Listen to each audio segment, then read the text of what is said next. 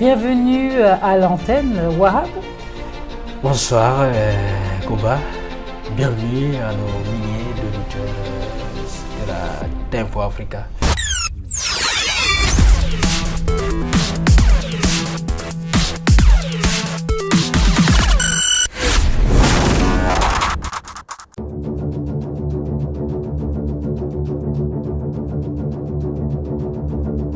Sadio Mane punched Leroy Sane and bust up after Bayern Munich's defeat to Manchester City. La grosse bagarre entre Sadio Mane et Leroy Sané dans le vestiaire du Bayern Munich. Une tension sur le terrain qui s'est donc prolongée ensuite dans le vestiaire entre les deux hommes. Et selon les informations ce soir de Bild, de la presse allemande, eh bien Sadio Mane aurait adressé un coup dans le visage de Leroy Sané.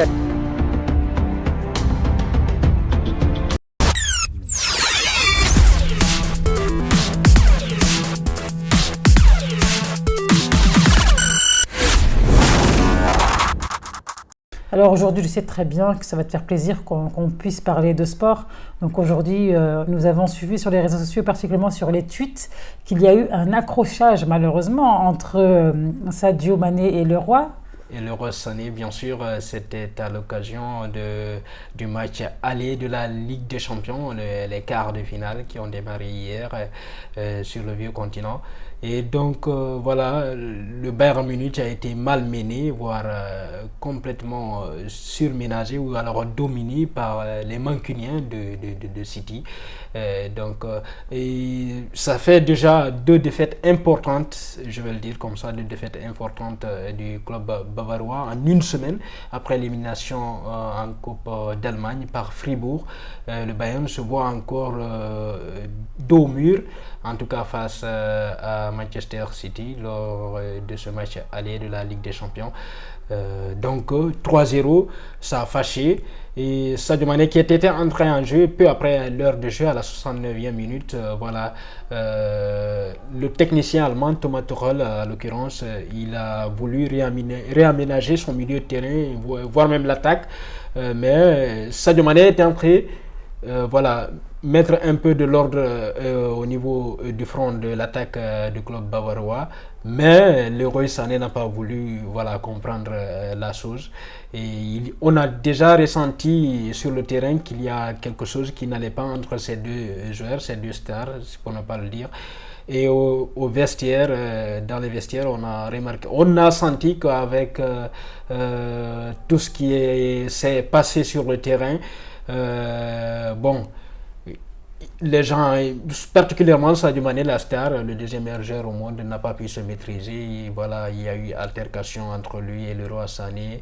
Et voilà, donc, n'est-ce pas dû à une fatigue à cause du ramadan? Je ne sais pas. Non, donc pas on dit tout. Le ramadan, ça fatigue. Ben oui, ça fatigue les nerfs, ça éprouve psychologiquement, physiquement. Donc tu l'as nommé la star. Mais quelle image Sadio Mane donne finalement aux jeunes sénégalais qui le suivent, aux jeunes à l'international, parce qu'il est connu dans le monde, il est suivi par plusieurs personnes dans le monde. Et je dis les jeunes, mais en même temps, je sais qu'il y a beaucoup de femmes également qui aiment beaucoup Sadio Mane. Il y a des confréries religieuses qui aiment beaucoup Sadio Mane. Donc, quelle image il donne? Alors, c'est vrai que c'est pas... La maîtrise de soi. C'est vrai que c'est pas le genre de Sadio Mane, mais c'est pas encore nouveau dans le monde du sport. On a vu Samir Nasri qui a balayé un jour des supporters. On a vu Zlatan Ibrahimovic, Zlatané même. Les Français ont même sorti ce verbe Zlatané à cause de lui. En fait, c'est quelque chose qui arrive le plus souvent dans le monde du football en tout cas.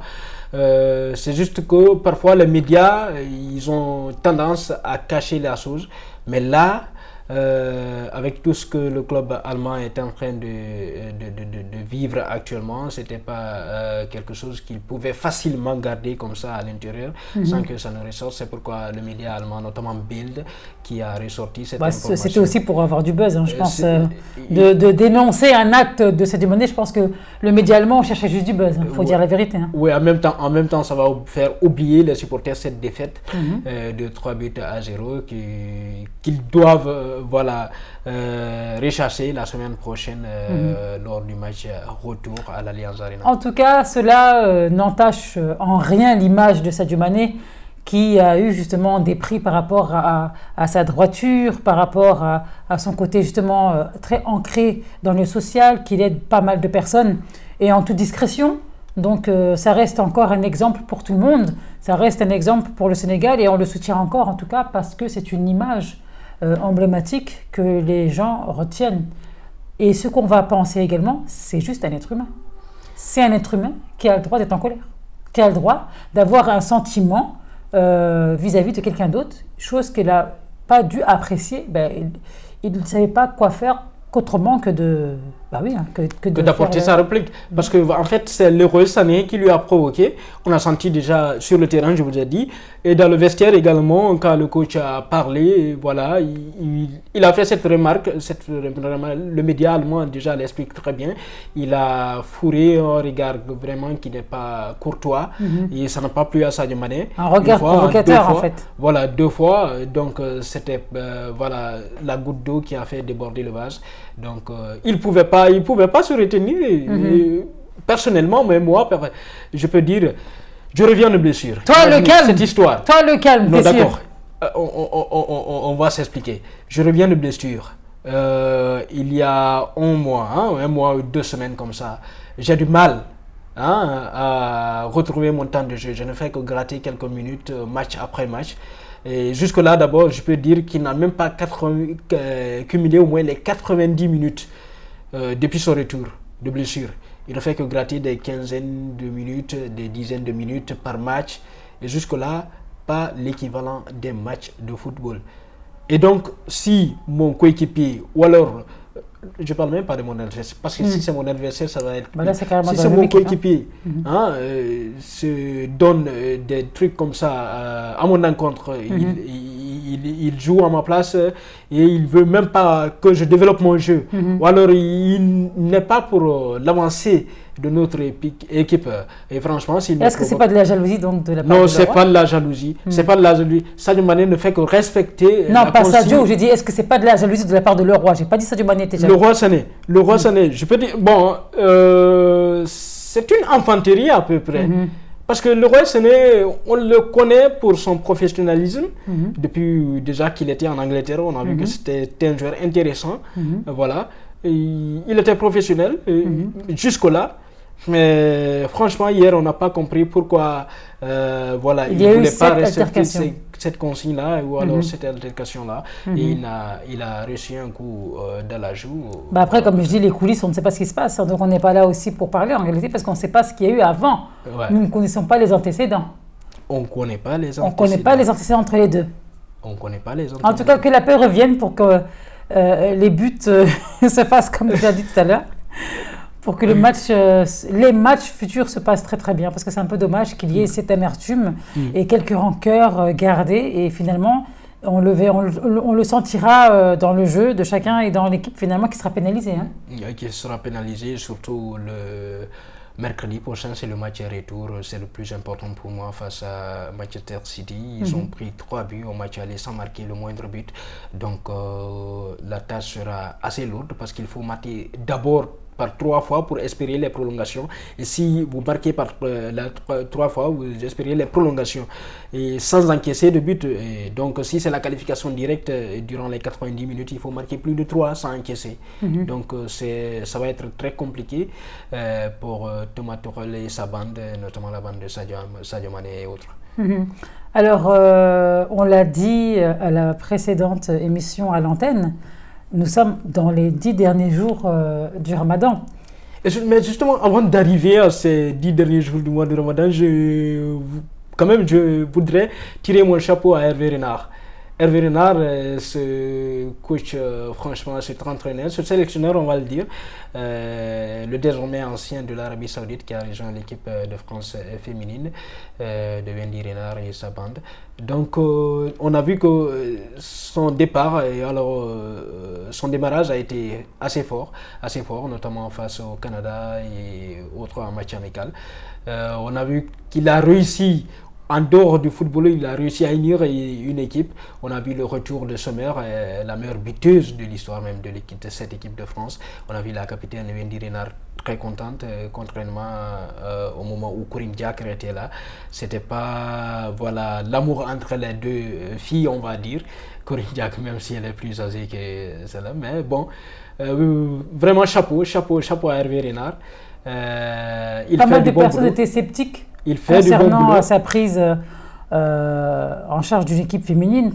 Pas mal de monde sur les réseaux sociaux disait que Hervé Renard a fait le mauvais choix et aujourd'hui il prouve le contraire aux yeux de tous. On voit qu'il a fait le mauvais choix en résiliant un contrat où il gagnait au moins des millions d'euros. Mais peut-être que ce n'est pas les millions d'euros qu'il recherche. C'est bon, le challenge et la réussite. Le challenge et la réussite, on le connaît pour ça parce que c'est quelqu'un qui a gagné 3 CAN en Afrique avec la Zambie, la Côte d'Ivoire et puis le Maroc, si je ne m'abuse, si je ne dis pas de bêtises. Donc c'est quelqu'un qui il a le flair, qui connaît vraiment comment s'attacher avec les équipes nationales. Donc chapeau vraiment à lui et bonne chance pour la suite. Très bien.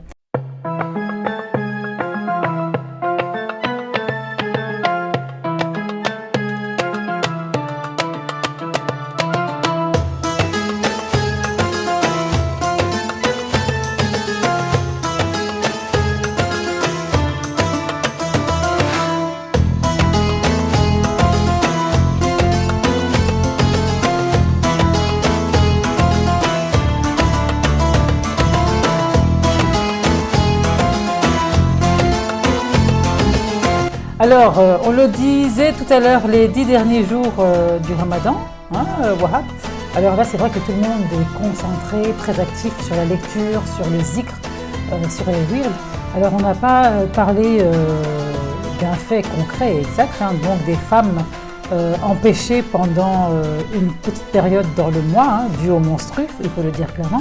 Et donc, il y a des alternatives justement pour les femmes qui ne peuvent pas prier et qui ne peuvent pas aller à la mosquée pour certaines mosquées, pour certains imams, parce qu'il y a toujours des règles à chaque fois différentes.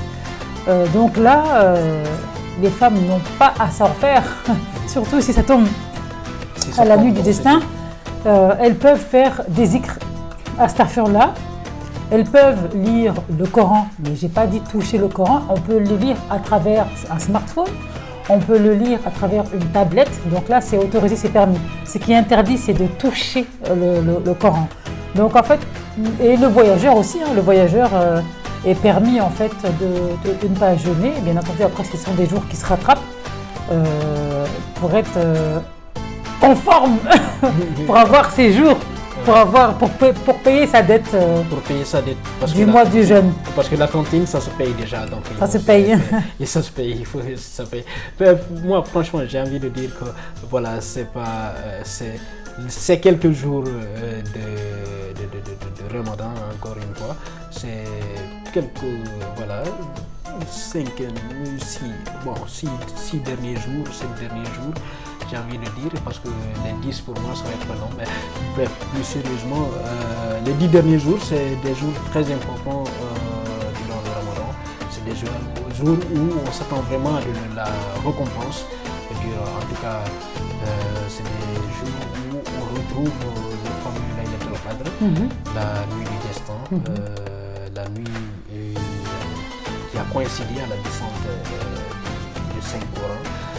Donc c'est une nuit extrêmement importante et Dieu nous dit que Inna anzalnahu fi laylatil qadr wa ma adraka ma laylatul qadr laylatul qadr khayrun min alf shahr. Voilà, c'est là l'annonce est là. Laylatul qadr khayrun min alf shahr. La nuit du destin est 1000 fois supérieure que 83 années d'adoration. Mais nul ne connaît la nuit du destin. Nul ne connaît la nuit du destin. Mais la dernière fois, je vous le disais, la nuit du destin se trouve déjà, on a la situation géographique. La nuit du destin se trouve dans les 10 derniers jours du mois de Ramadan et précisément les jours impairs. Mais le conseil qu'on nous donne, c'est quoi? Il faut pratiquer des prières intenses durant ces 10 derniers jours Pour avoir au espérer moins- tomber sur la nuit du destin. Très bien, c'est ça la consigne. Mais en ce qui concerne les filles ou femmes qui sont En période. en période voilà, d'incapacité, on va dire, il est fortement conseillé de faire des zikrs. Par exemple, s'asseoir avec son chapelet, parce que là, en ce moment, vous n'êtes pas autorisé à toucher le Coran ou alors autorisé à faire des prières. Mais le zikr, vous le faites. Et très Et bon et surtout, recommandé. il faut toujours répéter ce fameux zikr qui est Allahumma innaka afuwun karimun tuhibbun afu afwana. C'est fortement recommandé durant ces 10 derniers jours. En plus, vous savez réciter au moins une sourate. Une sourate. Faites en sorte de réciter, même si c'est la Fatiha ou alors Ul Huwallahu, qui est très répandu, qui est très connu d'ailleurs. Ul A'udhu Birabbil Falaq. Et là, pour tout Toujours le monde. répandu. Pour tout le Et monde. si vous savez réciter le Ayat al-Kursi, faites-le, c'est très important. Très bien, merci chers auditeurs d'avoir suivi à l'antenne et on se reprend Inch'Allah dans 2 jours, n'est-ce pas hein? Dans 2 Puisque jours. c'est pas une émission quotidienne. C'est pas une émission quotidienne, c'est une émission qui parvient 2 à 3 fois dans la semaine. Très bien. Ouais, et ça dépend aussi de l'actualité et qui nous arrive tout au long de la semaine. Très bien, merci. À très vite. Ça fait plaisir.